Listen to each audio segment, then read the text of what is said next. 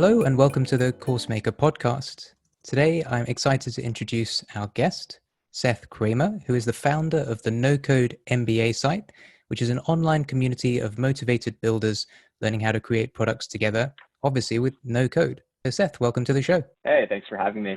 Seth, I'm looking forward to this episode a lot, actually. I've been having a look through your site. I think there's some really interesting products there, and you're kind of right in the middle of an interesting wave of the no code wave.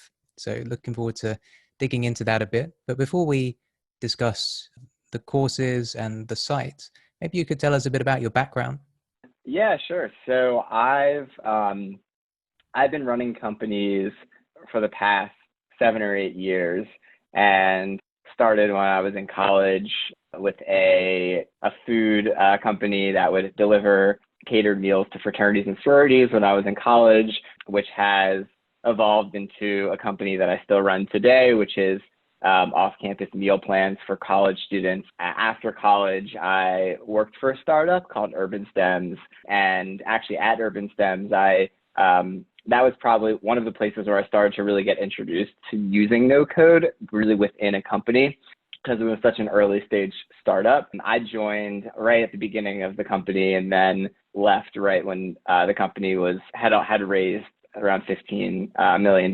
So it had to kind of seen the journey from really launching to scaling a company. And because it was so small, I had been able to get involved in a lot of different parts of the company, and was able to use tools like Zapier to connect different things that we were working on, or connect like our Slack to like our customer service channel, so they would be able to automate their job a little bit easier, or using tools like Instapage to put up a landing page without bothering our designer or developer to build that.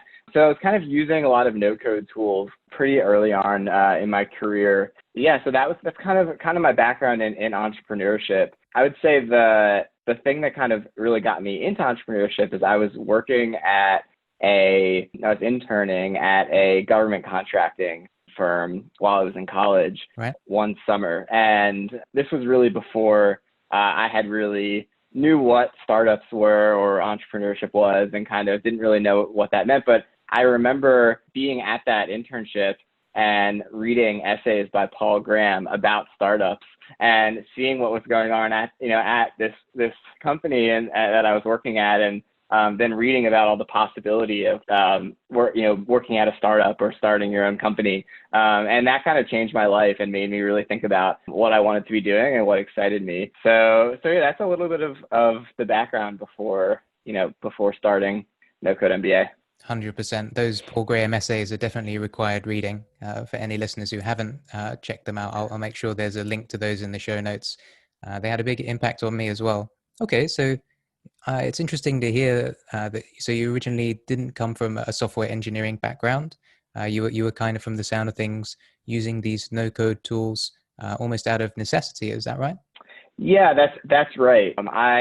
I have HTML, CSS background in building websites, and I've tried to teach myself Ruby on Rails and to build like a simple app with on Rails, which maybe that kind of led me more into no code, as I kind of got stuck on things there, and Right. was able to push through when I would do it on no code. And while I was at Urban Stems, I was running the data team there, so I was writing SQL queries, so a bit technical there, but not.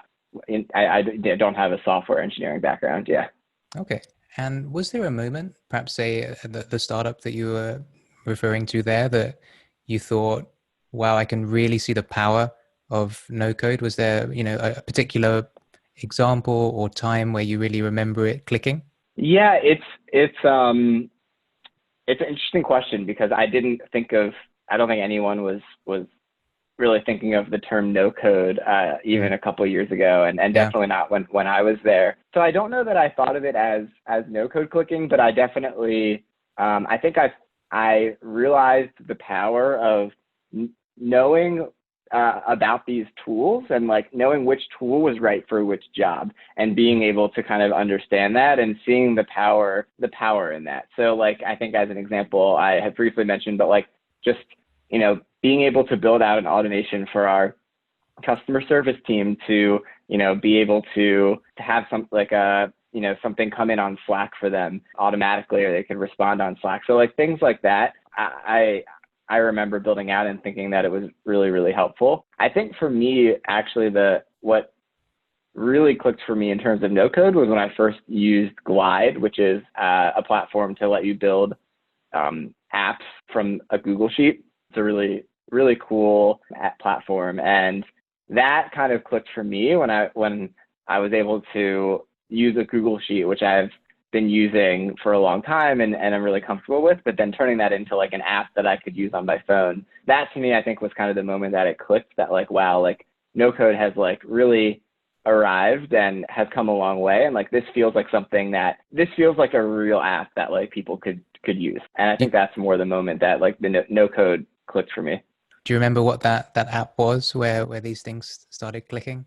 I don't think I had even like really built anything special. I think it was almost like I was just playing around with it. So it may have been like, a list of restaurants or something like that. And I was like, oh, this is in my Google Sheet and now it's on my phone. Yeah. Okay. Yeah. Okay, cool. So you had these experiences working in startups, running your own businesses. What was the path like from there through to starting the NoCode MBA site?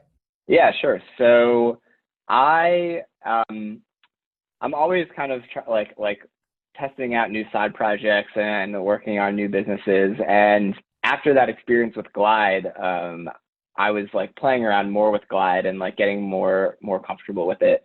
And I was also at the same time like thinking of different side projects that I could work on or side businesses. So one that I started was called Conference Tap, which was building a conference app for conferences, where their attendees could view the schedule, they could chat with each other, they could, do all the things that typical conference apps allow them to do. Oh yeah. Most conference apps on the market charge $2,000, $3,000, $5,000. It's quite expensive. And I was able to build something with Glide that had essentially every single feature that these conference apps had, but I was charging $500 per conference. So it was significantly less. So I started that and started experimenting with reaching out to upcoming conferences that were coming on Eventbrite. And I had started to reach out to them and was having some success. So I was selling about 2 a month for the first 3 months that I was working on this. So I was starting to get excited about it and thinking about like how I could scale it, so essentially, productizing this service using Glide. And I thought there was a pretty big potential with it to kind of get into like the event tech space here.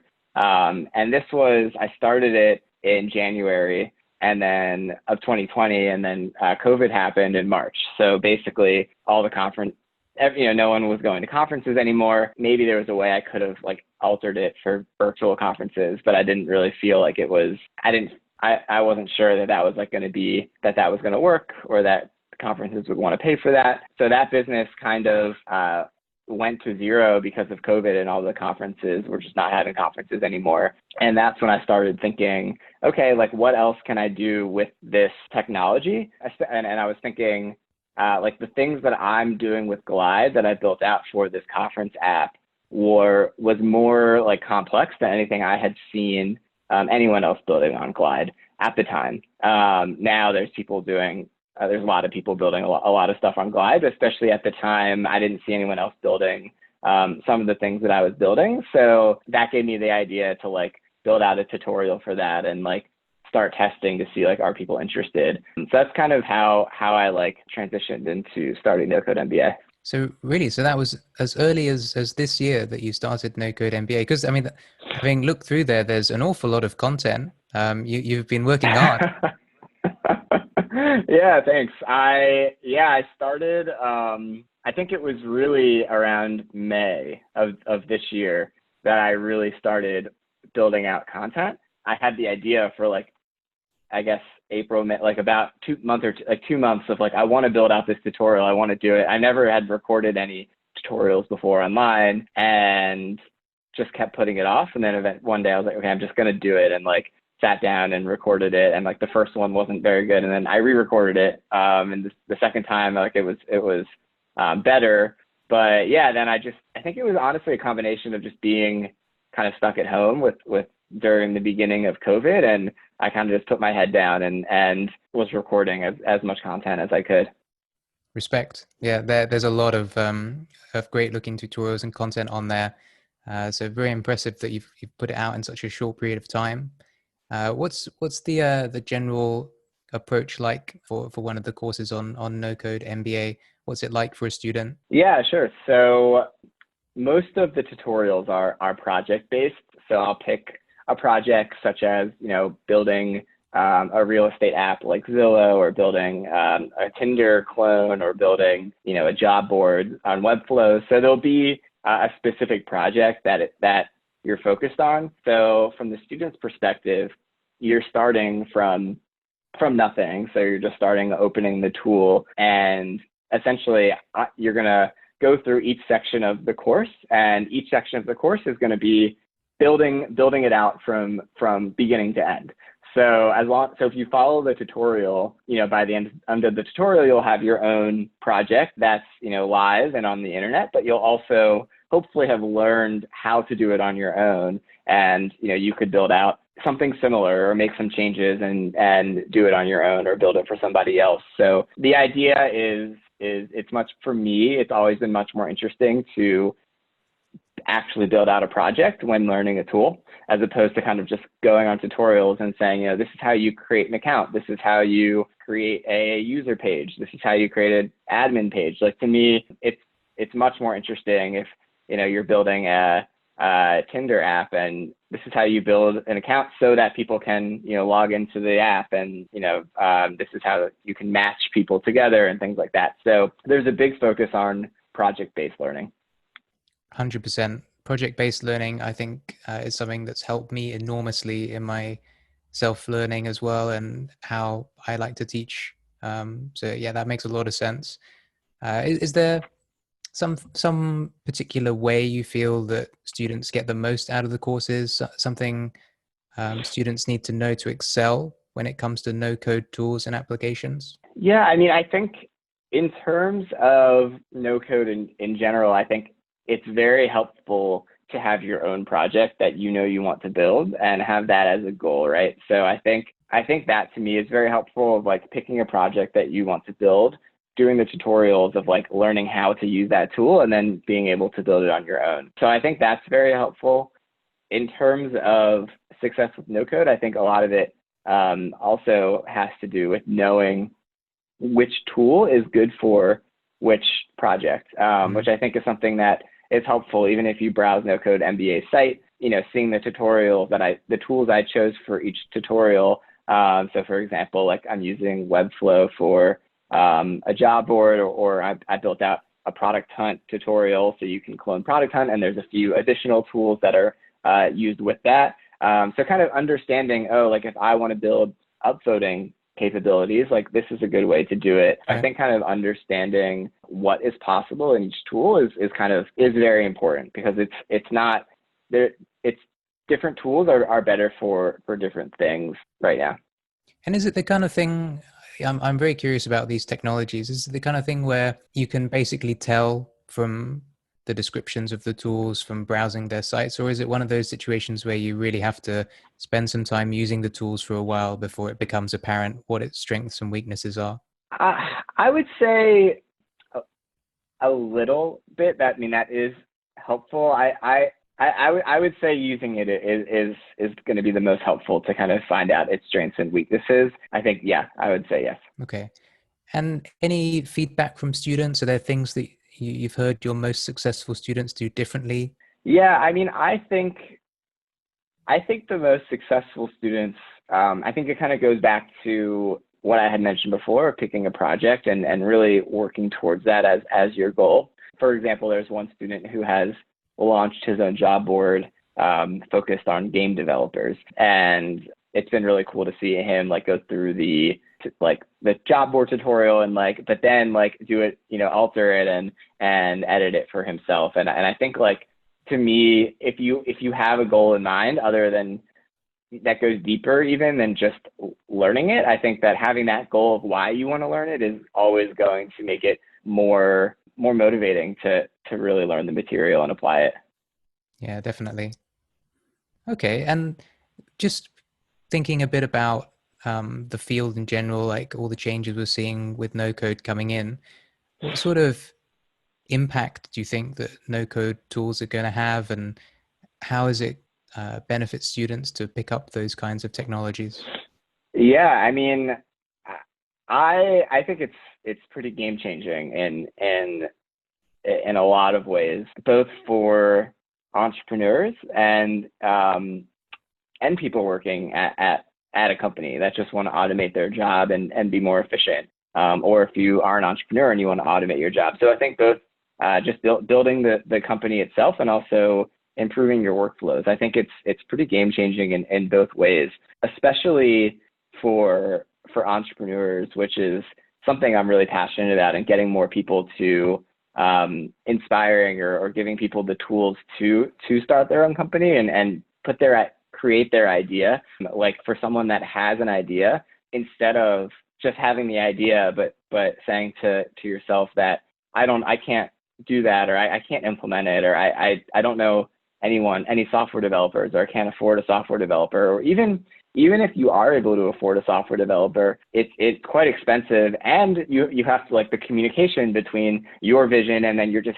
someone's building your vision. Whereas I always think it's better if you're able to build it on your own. You're going to be able to iterate so much faster. You're going to be able to test your idea so much faster. So for me, it's I think no code is really the quickest way in a lot of cases to get your idea on the internet and get your first customers and start getting feedback. And I think that there's a lot of power in that. Yeah, absolutely. Being able to be in full control of what the product that you're building looks and does, I can definitely see the power of that.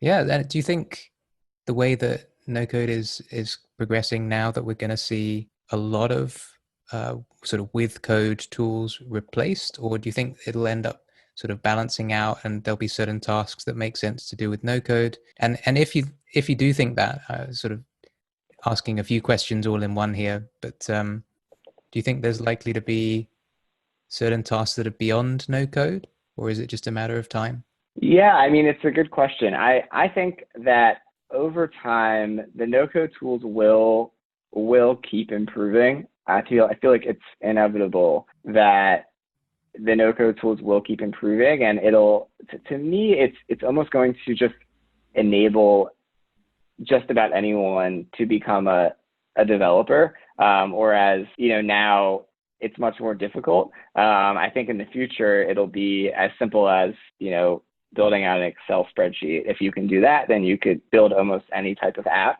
And we're already getting close to that now. I think that it's not quite there. I think that, I mean, in terms of will there be anything, I think there's always going to be stuff beyond no code. I think. I mean, first of all, I think code obviously builds the no code tools. So Sure, that's a common complaint that people point out, right?